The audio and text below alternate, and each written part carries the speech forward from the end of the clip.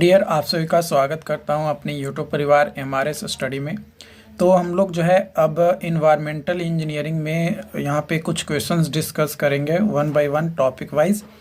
तो environmental engineering में यहाँ पे क्वेश्चंस है। सबसे पहला क्वेश्चन जो है वो टॉपिक है आपका water demand and it's source and convenience से रिलेटेड, कि कैसे जो है पानी का जो है कन्वीनियंस है, मतलब एक जगह से दूसरे जगह ले जा रहे हैं, है ना, या कहाँ से पानी को ले रहे हैं तो उसको सुविधा के अनुसार जो है हम लोग कहते हैं, बोलते हैं ना कि हमारे कन्वीनियंस के अनुसार है ना। कन्वीनियंस है मतलब सुविधा है पानी की। तो उससे रिलेटेड जो है टॉपिक से रिलेटेड क्वेश्चंस है।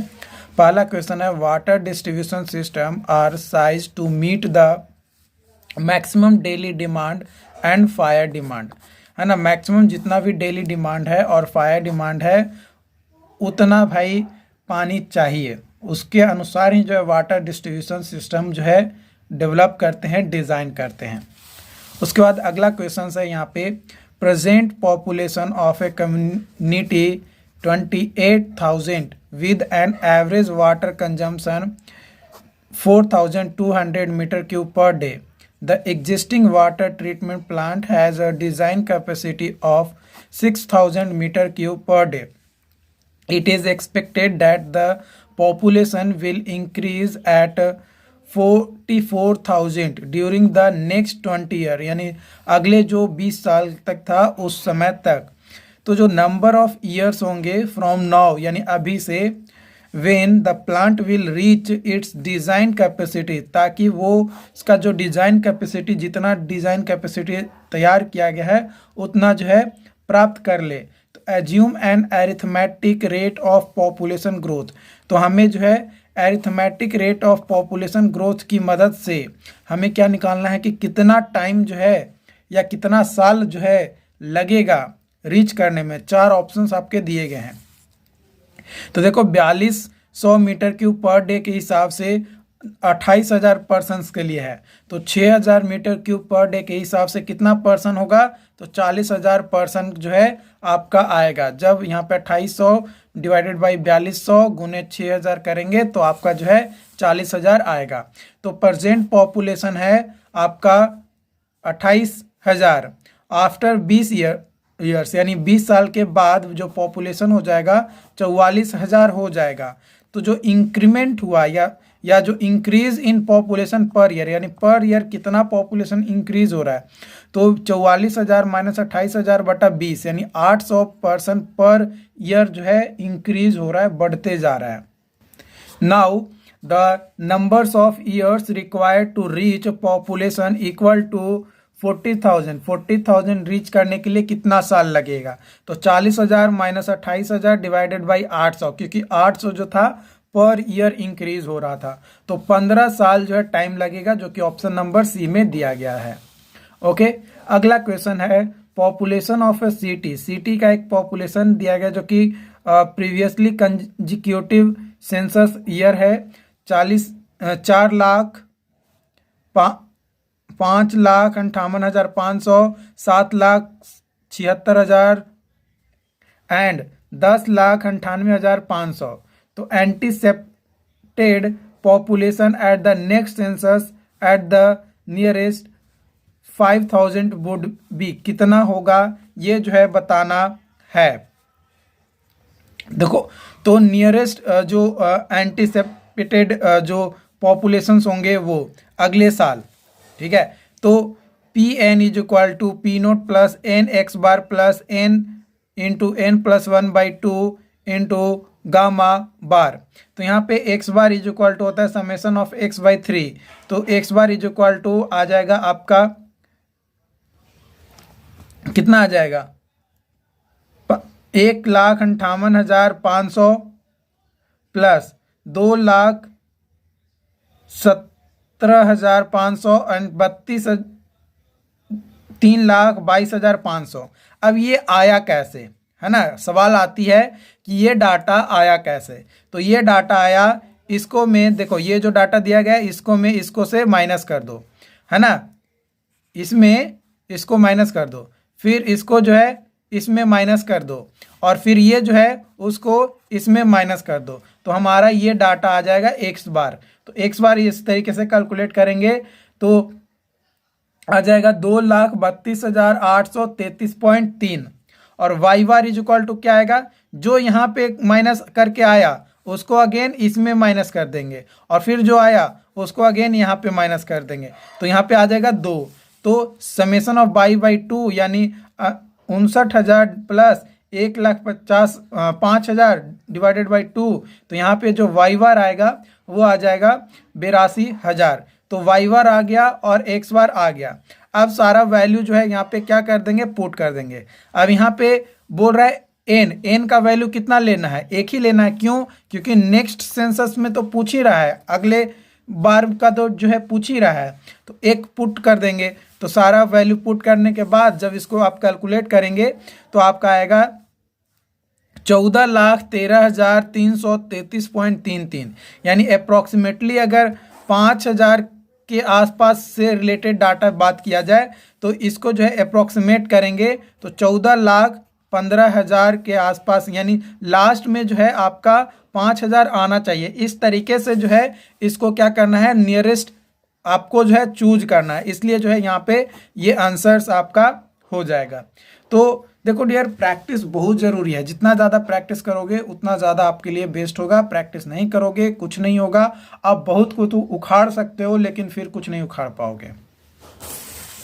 ठीक है, अगली क्वेश्चंस की ओर बढ़ते हैं। वाटर पैरामीटर्स एंड उसके क्वालिटी से रिलेटेड बात करेंगे questions.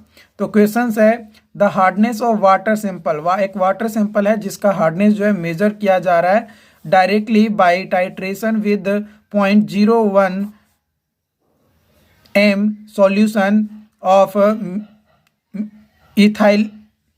इथाइलिनडाइमीन tetra acetic acid EDTA using eriochrome black T यानी EBT एज एन इंडिकेटर के तौर पे यूज किया जा रहा है।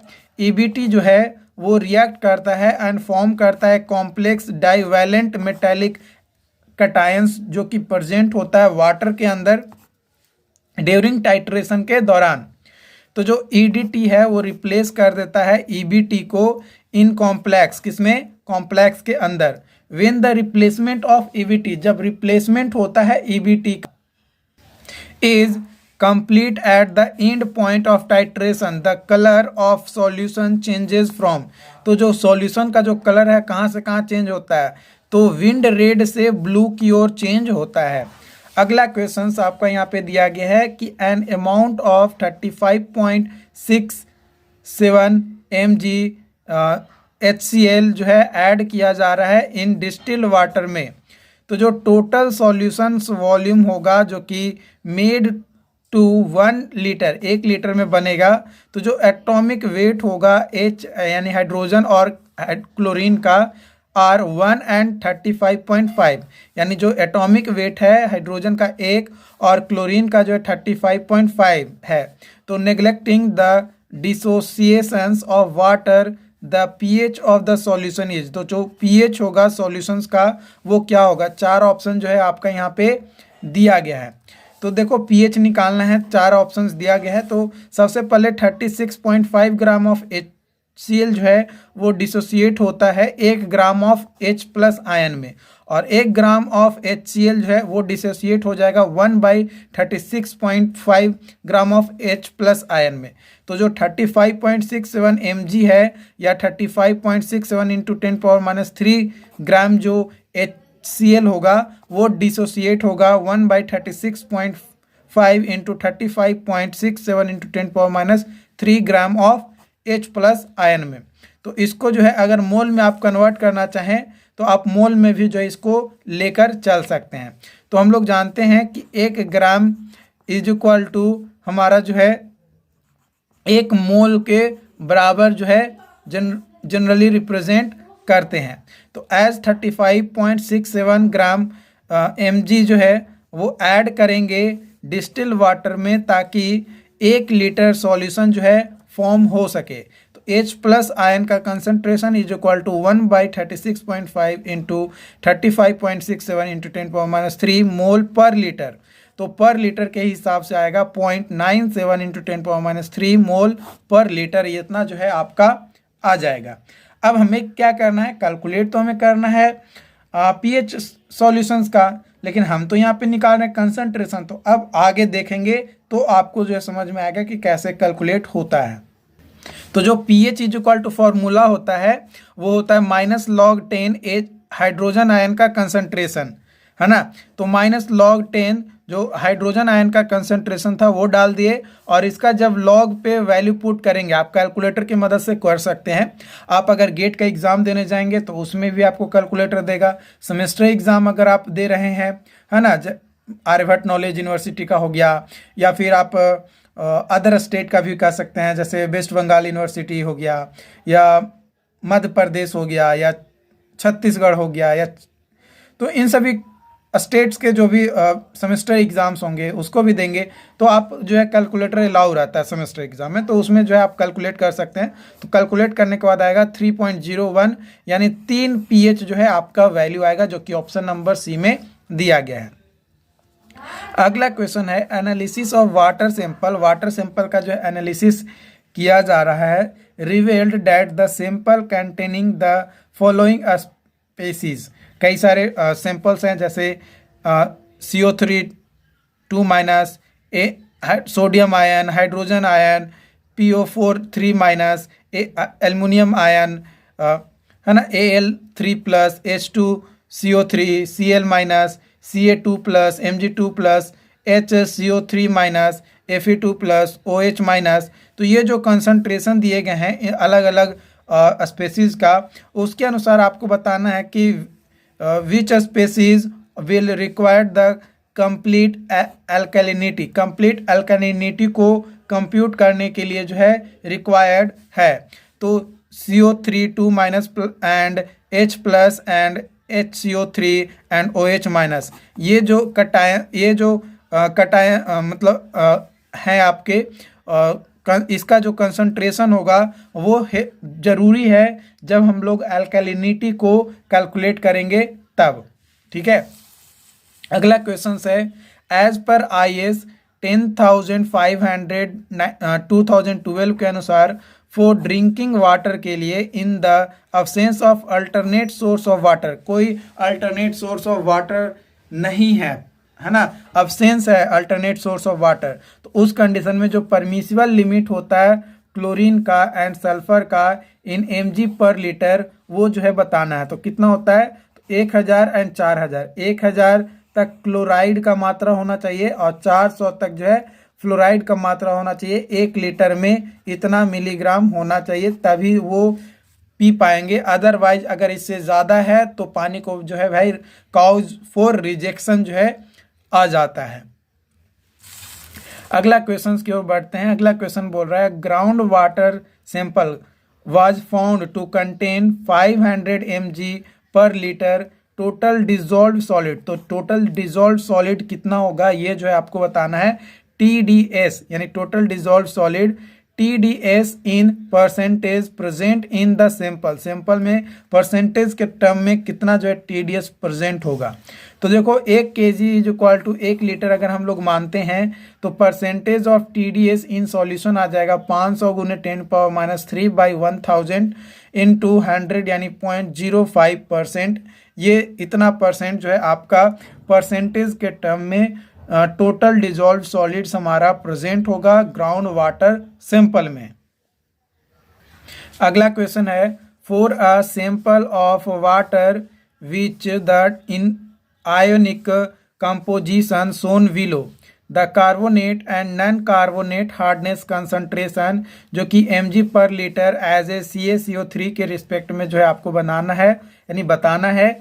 यहाँ पे जो है कैल्शियम आयन है, मैग्नीशियम आयन है, सोडियम आयन है, ठीक है, और ये सारे mg पर लीटर में दिया गया है, ठीक है। और यहाँ पे जो है HCO3 2- एंड SO4 2+ जो है दिया गया है। यहाँ पे जो है ये कंसंट्रेशन जो है हार्डनेस का दिया गया है। ये जो वैल्यू दिए गए हैं ये वैल्यू जो है कंसंट्रेशन को रिप्रेजेंट करता है। तो आपको जो है हार्डनेस का जो है निकालना है, तो ऑप्शन जो है 4 दिए गए हैं। तो carbonate hardness is equal to होता है 3.5 × 10⁻³ ग्राम।